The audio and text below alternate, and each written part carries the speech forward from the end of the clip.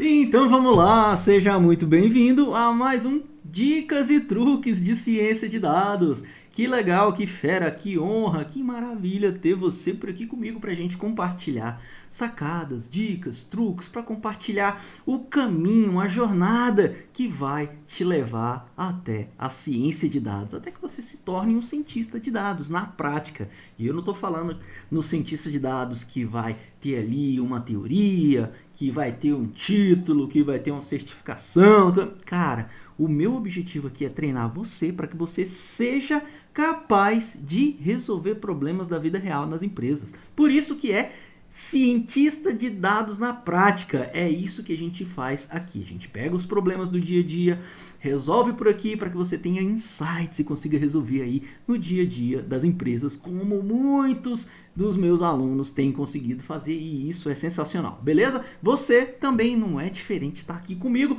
porque você realmente está olhando, vislumbrando o seu futuro aí dentro da ciência de dados. E eu fico muito feliz de poder estar aqui navegando contigo, beleza? Meu nome é Eduardo Rocha, se você está chegando por aqui agora, né? Nem me apresentei, já cheguei metralhando, né? Falando que só...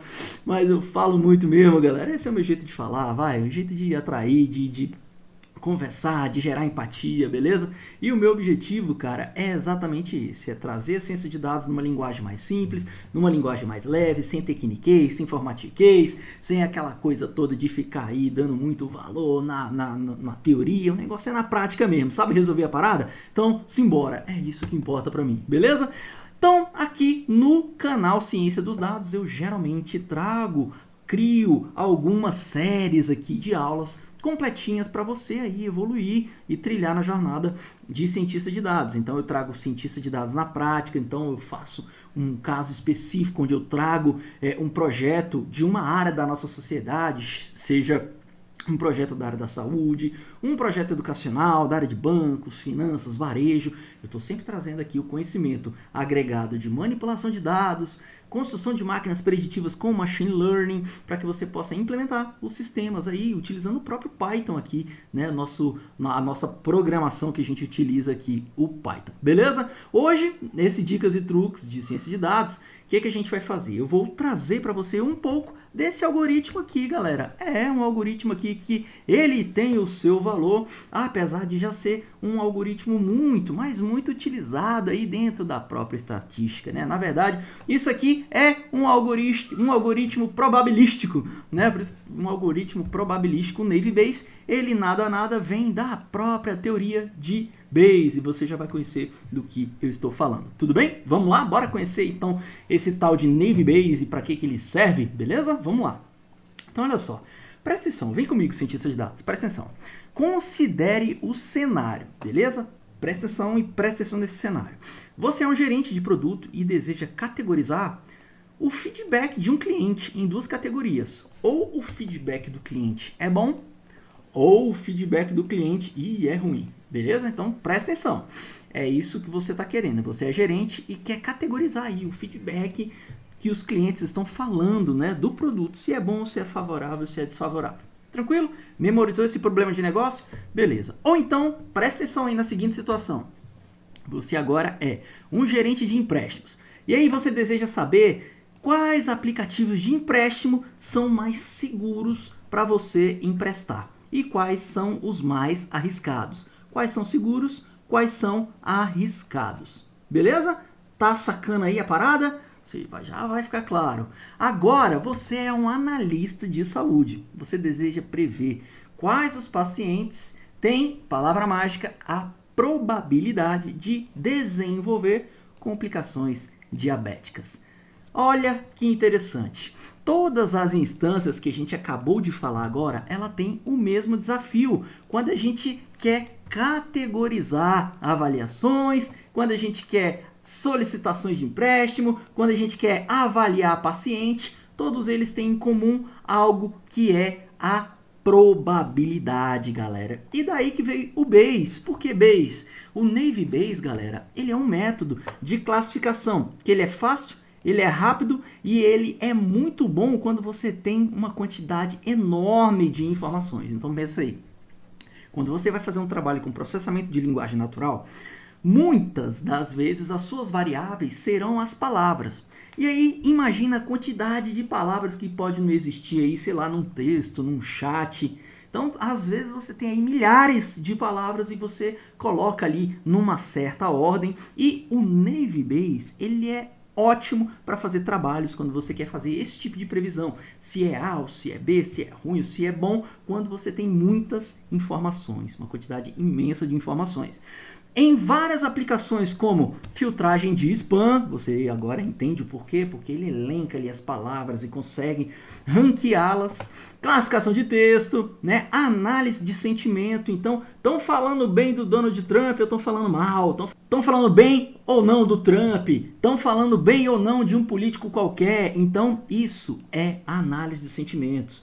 Sistema de recomendação, esse produto pode ou não pode ser oferecido para o cliente A? Não, esse cliente não merece receber esse produto aqui, que ele não vai ter interesse. Então, galera, para todos esses tipos de problema, o Navy Base, ele se mostra muito eficaz. Ele faz previsões sobre classes desconhecidas utilizando a teoria da probabilidade de Bayes. E o que é essa teoria da probabilidade de Bayes? Galera, é uma teoria que utiliza a probabilidade condicional de ocorrer um evento ou de ocorrer outro evento, beleza? Então, olha só, a gente vai fazer um pequeno curso aqui de Navy Base, vai? Eu falo para você não ficar muito aficionado com fórmulas, porque na real, você não precisa decorar fórmulas mesmo não, mas eu quero que você entenda pelo menos o porquê que esse Navy Base, ele é muito bom para fazer previsões, entendeu? Porque ele é um modelo de classificação probabilística que é influenciado pelo teorema de Bayes, que é a fórmula da probabilidade condicional de um evento A acontecer,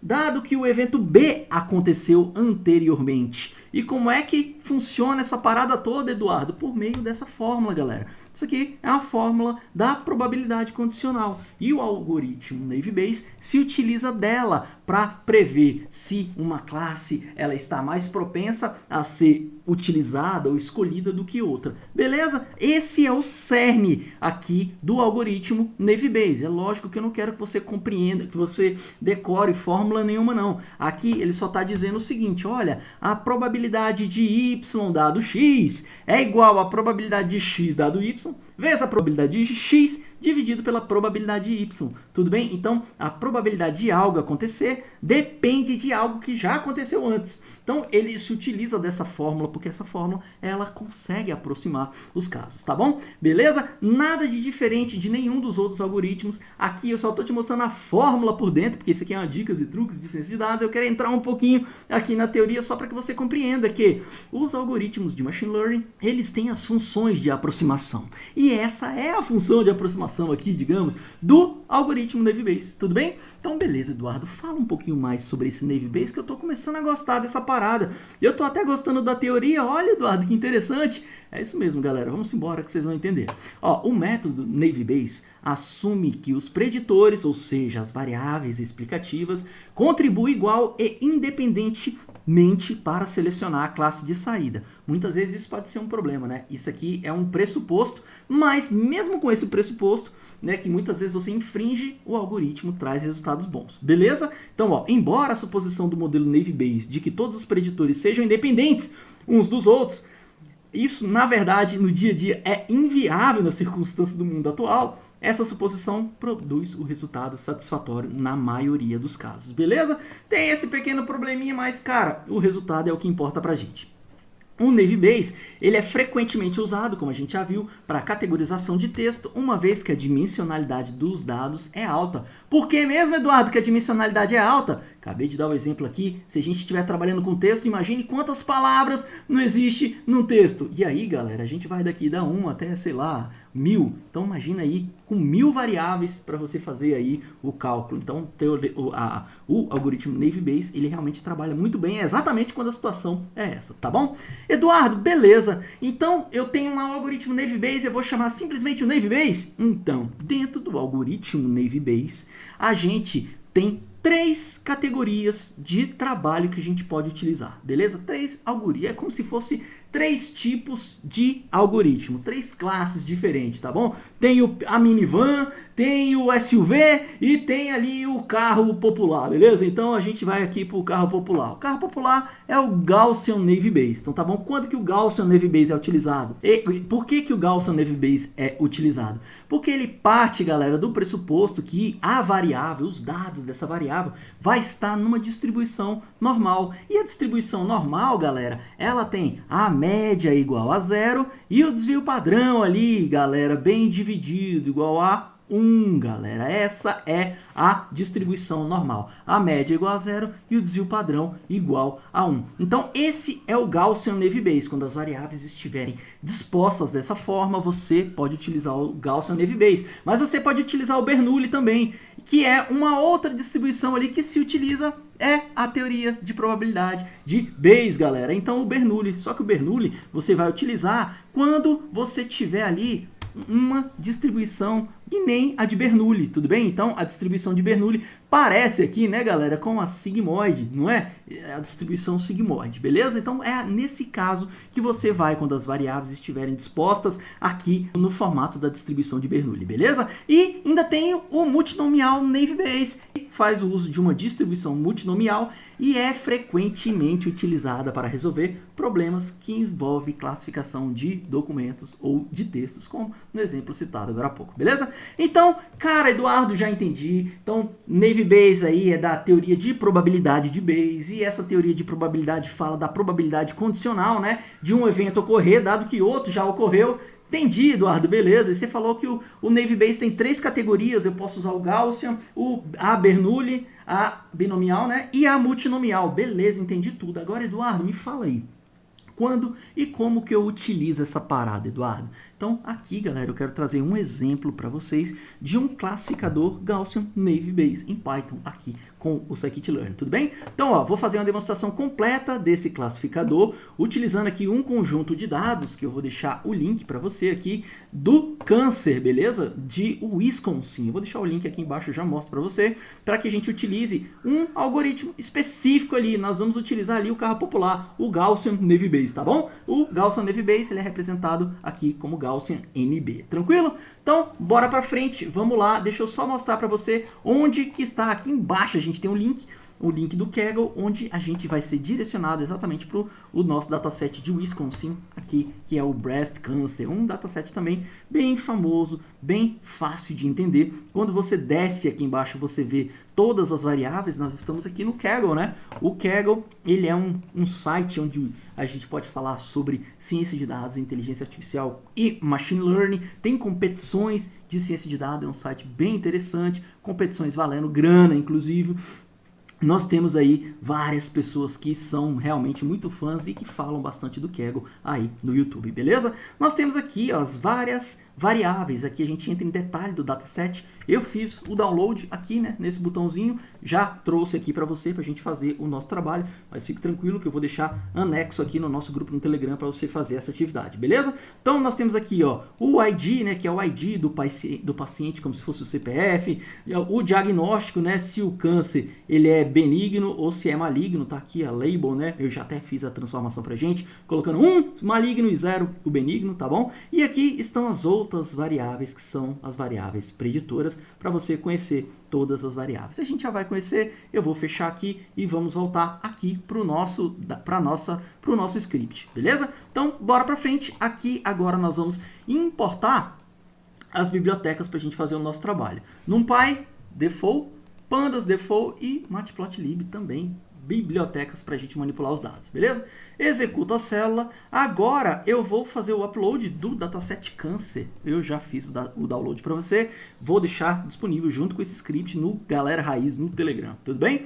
Olha, agora eu vou criar o nosso data frame, né? Vou importar esse dataset para a gente colocar aqui ele no formato de data frame e visualizar ele aqui dentro do Python, tá bom? Então, aqui para você conhecer um pouco do dataset, a gente já viu ele ali no Kaggle, mas nós temos aqui o CPF do cliente. Aqui eu disse para você que já transformei, né? Então, 1 é quando o cara tem o tumor maligno e 0 quando é benigno. Nós temos as várias variáveis, as várias variáveis explicativas, né? Então, tá aqui a média do rádio, a média da textura, a média do perímetro, ou perímetro médio, né? A área média, beleza? A concavidade média e assim por 33 variáveis, tá bom? Nós temos 33 variáveis, inclusive uma variável que é nula, né, galera? A gente nem sabe o que é isso aqui, F33. Então, se a gente não tem no dicionário de dados, a gente não tem como utilizar essa variável, beleza? Vamos dar um info aqui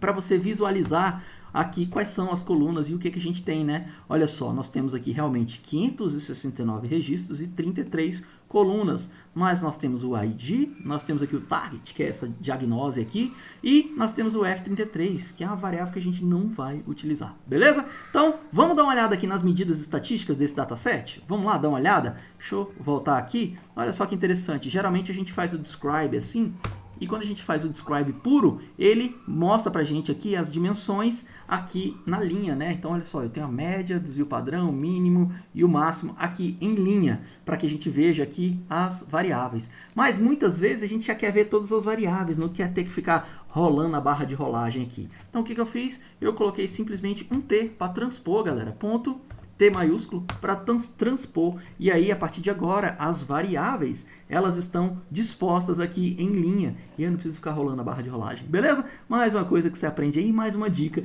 de hoje aí para você manipular os seus dados, tá bom?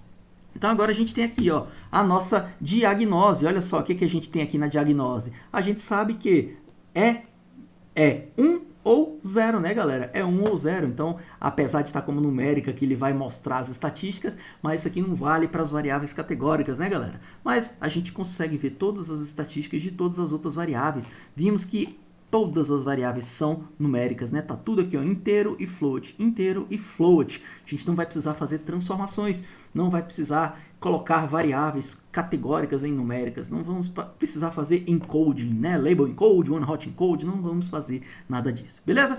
Tô trazendo aqui agora o nosso data prep, né, galera? O data prep é um pacote de relatórios automatizados. A gente tira ali uma pancada de estatísticas com o data prep, simplesmente instalando o pacote, do jeito que está aqui a sintaxe nessa célula, e colocando aqui o create report, gerando o relatório automatizado. Essa é a sintaxe aqui do data prep, tá bom? Como é que você faz? Importa o create report do data prep. Então tá bom, ó, a função create report, é ela que você vai usar. Onde que ela tá? Tá dentro da função EDA, que é Exploratory Data Analysis do data prep. Eduardo, como é que você descobriu isso, cara? Cara, joga aqui no Google, galera, aqui, ó, data prep, e aí você vai ver aqui, ó, vários pacotes aqui explicando como é que trabalha com data prep. Tá aqui, ó, o site oficial deles, dataprep.ai. Você clica aqui na documentação e ele vai mostrar todas as funções, como é que você faz para importar, como é que você faz para integrar. Tem uma pancada de coisa que você pode utilizar desse pacote, beleza? Eu vou simplesmente focar no nosso relatório, vou subir aqui para que a gente consiga ver todas as variáveis aqui do início, beleza? Então, vamos lá. Vou mostrar para você aqui todas as variáveis do início aqui. Opa, tá subindo aqui a parada. Beleza, bora ver o nosso relatório automatizado aqui. Um HTML, né? Bem elegante, bem bonitinho, bem interessante, com uma função muito simples, né? Então, se você não conhecia o Data Prep, tá aí mais um skill para você aprender a fazer análise exploratória de dados, tá bom? Então, nós temos aqui, a gente já viu 33 variáveis, 569 casos de pacientes. Temos missing aqui em 3% das células, beleza? Temos aqui também uma explicação sobre as medidas aqui, né? Alguns insights sobre como que as variáveis estão dispostas, tá bom? Tem aqui a variável F33, que ela fala que é 100% missing. É óbvio, a gente nem vai utilizar essa variável, tá bom? É como se fosse uma variável estranha aí que subiu no meio das variáveis. A gente vai eliminá-la simplesmente, tá bom? Então, nós temos aqui explicação sobre o ID das variáveis. Nós temos aqui, ó, uma relação explicando o nosso target. Então tá aqui, ó, diagnose, nós temos aqui a maioria das pessoas com câncer benigno, né, com tumor benigno, e aqui um percentual é de câncer maligno, tá bom? Você vê que isso aqui é o target, ele tá desbalanceado. A gente talvez deveria fazer ali uma atividade de balanceamento, mas nesse Dicas e Truques de Ciência de Dados, a gente não vai fazer táticas, técnicas de balanceamento, só para você aprender, beleza? Então, bora para frente. Aqui você vai avaliar o comportamento, a distribuição das variáveis, né? Ele fala que um pressuposto é que as variáveis estejam ali numa distribuição gaussiana. Então é interessante que as variáveis estejam todas aqui no formato de sino. A gente também vai ver que a grande maioria das variáveis estão, e a gente vai fazer um trabalho ali de escala, né, galera, para transformar essas variáveis ali numa normal, beleza? Uma padronização que nós vamos fazer. Tudo bem? Então esse é o Data Prep. A gente consegue fazer uma análise bem completa de todas as variáveis, tá bom? Beleza, bora começar aqui então, né? Vou fazer aqui o pré-processamento para a gente começar a trabalhar e você ver o Navy funcionando, né? Porque afinal de contas o Dicas e Truques é para te ensinar aqui como que se utiliza esse algoritmo, não é mesmo? Então bora para frente. Eu vou eliminar aqui o ID, tá bom? Ó, tô dando um drop tanto no ID quanto na F33, que são variáveis que a gente não vai utilizar, tudo bem? O CPF não é variável preditora e essa F33 a gente nem sabe o que é, tá bom? Muitas vezes acontece, vem lixo mesmo, tá bom? Agora olha que interessante, nós vamos criar um gráfico e esse gráfico nós vamos acompanhar ali aqueles que têm o tumor maligno e aqueles que têm o tumor benigno, tudo bem? Para que a gente consiga ali comparar duas variáveis para ver se essas variáveis realmente são boas e consegue mostrar para a gente quando é maligno e quando é benigno. Esse é o nosso problema de negócio. A gente quer criar uma máquina preditiva aqui para prever se dadas essas medidas, né, esse rádius médio, essa textura média, que são as variáveis explicativas, para ver se, dadas essas variáveis explicativas, eu consigo fazer um diagnóstico se é um tumor maligno ou benigno. Tudo bem? Então, vou criar essas duas marcações aqui nesses objetos. Para quê? Para a gente criar um gráfico de um tumor maligno versus o benigno. Eu vou colocar aqui na escala duas variáveis. Eu vou colocar no eixo X a média do rádio, o rádio min, e no Y a textura média, para a gente olhar e ver um gráfico de dispersão, um scatter plot entre essas duas variáveis. Quando for maligno, a gente vai colocar a cor vermelha. Quando for benigno, a gente vai colocar um verde quase azul ali. Tudo bem? Eu vou dar um PLT show e aí ele vai criar um gráfico pra gente. E olha que interessante a sacada que a gente pode ter desse gráfico. E é uma sacada que eu acredito que você deve ter quando você estiver fazendo a análise exploratória, comparando ali as variáveis preditoras. Olha que interessante. Nós estamos fazendo um scatterplot aqui de duas variáveis, que é a textura média e a média do rádio.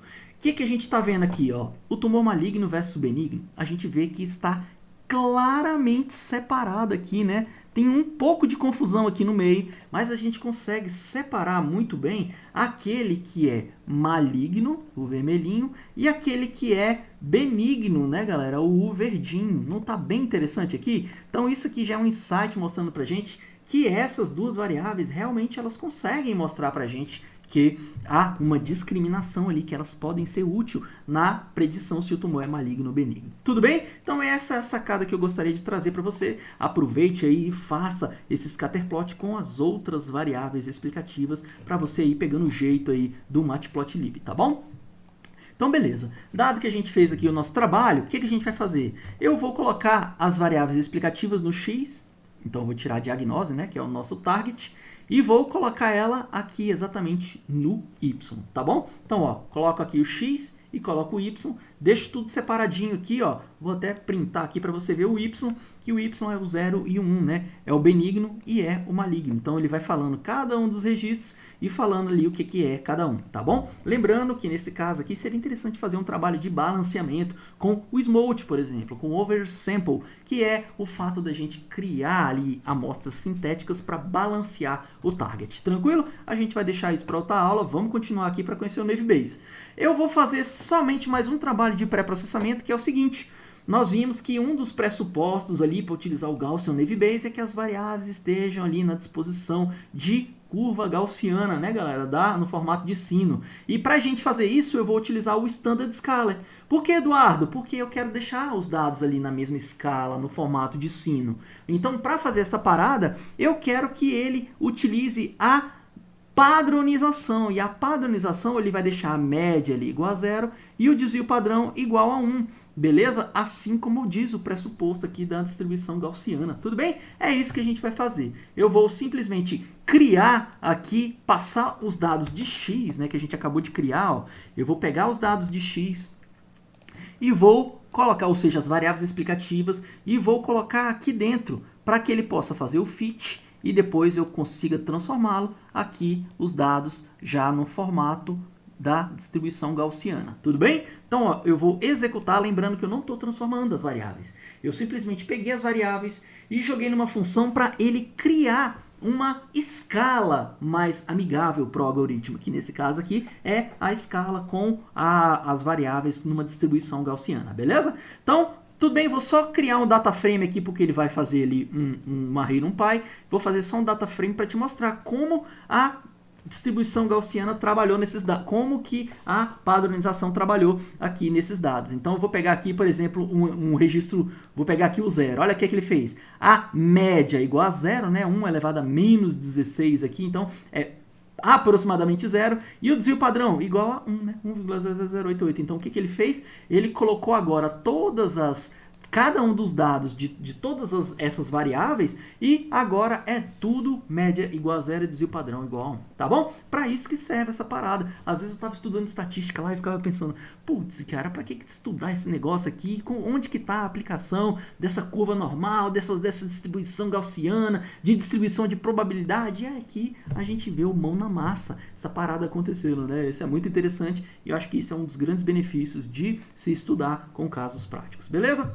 E agora, galera, para finalizar, o que a gente faz? A gente já padronizou, agora a gente precisa fazer a amostragem, né, galera? Então, eu vou até colocar aqui, ó. Agora a gente vai fazer a amostragem, hashtag amostragem, que é separar os dados, né? Separar os dados em treino e teste. Para quê? Para a gente criar e avaliar a nossa máquina preditiva. Então, tá aqui, ó.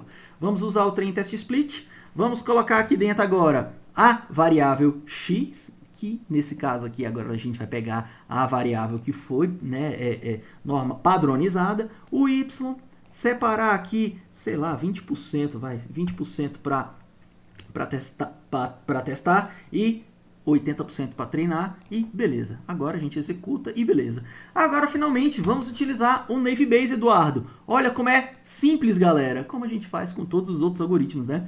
O Scikit-learn tem um pacote conhecido como Naive Bayes. E dentro do Naive Bayes, o que a gente tem? O carro popular, tem o carro, a minivan e tem a SUV, não é assim? Então a gente vai importar exatamente o Gaussian Naive Bayes. A gente poderia estar importando aqui, ó, import, vou dar um Enter. Aí, ó, tá aqui a multinomial Naive Bayes ou qual a outra? Bernoulli Naive Bayes. Então tá aqui, ó, Bernoulli NB. Mas a gente vai utilizar a Gaussian Naive Bayes. Tudo bem? Então, importamos a Gaussian Naive Bayes. Agora, como que a gente cria essa máquina preditiva? A gente chama ela de NB, tá bom? Chama ela de NB, joga aqui dentro o algoritmo e aí a máquina preditiva treina com os dados aqui que a gente acabou de separar. Dado de treino, joga aqui dentro para depois avaliar com os dados de teste. Beleza? Executa aqui a máquina. Tá lá treinada a máquina preditiva. Bora verificar a assertividade dessa parada aqui agora, fazendo a escoragem, né? Passando os dados de teste. Estou multiplicando aqui por 100 para já dar o valor percentual do nosso score, beleza?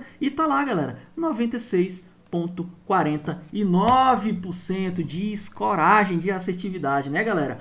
Uau, Eduardo, que legal, que fera! Então, nós utilizamos o Naive Bayes, fizemos uma padronização ali, mas a gente nem fez ali o Smolt, nem fez outros trabalhos ali de pré-processamento, nem fizemos ali engenharia de atributos para ver quais atributos a gente usaria ou não, e mesmo assim, a gente conseguiu uma assertividade de 96%.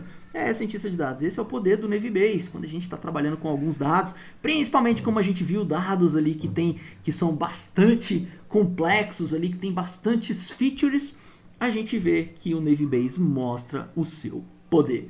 Beleza, cientista de dados? Que fera que você chegou até aqui, eu fico muito feliz, eu espero que realmente você tenha aprendido um pouco mais sobre Machine Learning, porque Machine Learning é o coração aqui da ciência de dados, é onde a gente aprende a fazer trabalhos de predições. Olha que interessante, a partir de agora, cientista de dados, com essa máquina preditiva que você criou, a ANB, você poderia muito bem criar uma aplicação no qual as variáveis de entrada que você utilizou aqui, ó, seriam as variáveis que iam te ajudar a auxiliar o médico em prever aqui se o tumor é maligno ou se é benigno. E eu não estou falando isso à toa não, galera. Isso já existe. Já existe inúmeras empresas espalhadas pelo mundo todo, da Índia ao Japão, aos Estados Unidos, à Argentina, que existem empresas que prestam exatamente esse tipo de solução para a sociedade. Então, os hospitais vão lá, fazem, né, o seu trabalho de avaliação,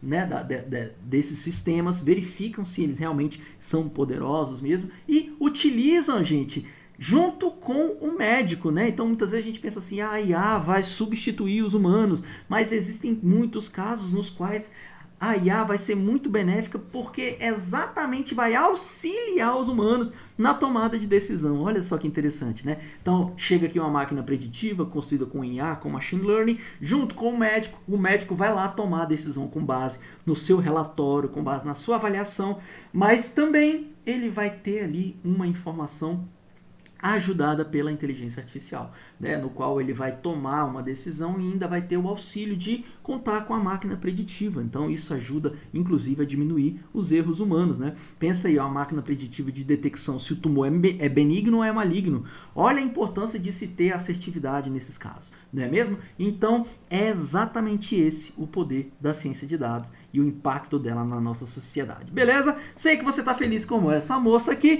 Por quê? Porque isso é incrível e poderoso. Olha só, nossa conclusão é o seguinte: o Navy Bayes, ele é um algoritmo simples e poderoso, como a gente viu, e apesar dos grandes avanços que a gente vê aqui em Machine Learning, como a gente já viu vários algoritmos, LightGBM, as redes neurais profundas, olha só, o Navy Bayes vem mostrando a sua utilidade, simplesmente trazendo o teorema de Bayes aqui dentro, aqui com a probabilidade condicional para fazer previsões, né, galera? Então, ele tem sido muito usado para aplicações analíticas de texto, até mesmo a sistemas de recomendação.